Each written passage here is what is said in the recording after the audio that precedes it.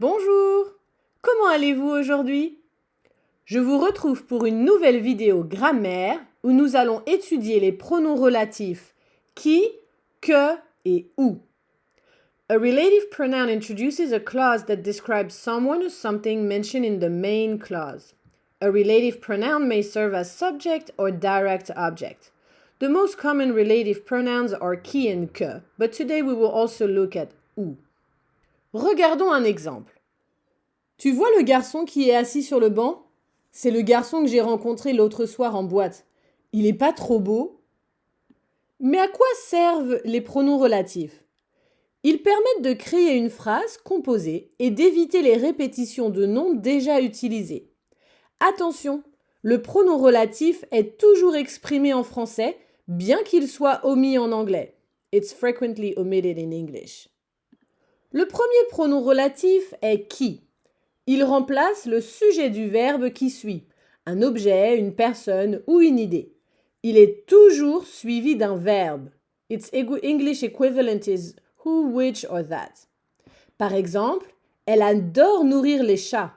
Ils sont dans la rue. Elle adore nourrir les chats qui sont dans la rue. J'ai une voiture. Elle roule très vite. J'ai une voiture qui roule très vite. Ensuite, nous avons que ou QU apostrophe si le mot suivant commence par une voyelle ou un H. Que remplace l'objet direct du verbe, le COD qui suit. Un objet, une personne ou une idée. Il est donc suivi d'un sujet, puis d'un verbe. Its English equivalent is whom, which or that. Par exemple, la maison était dans ce village. Nous adorions cette maison. La maison que nous adorions était dans ce village. Tu as une sœur. Je ne connais pas ta sœur. Tu as une sœur que je ne connais pas. Et pour finir, nous avons où. Il remplace des lieux introduits par les prépositions à, dans ou sur, ou des expressions de temps. Its English equivalents are where, in which, on which, when.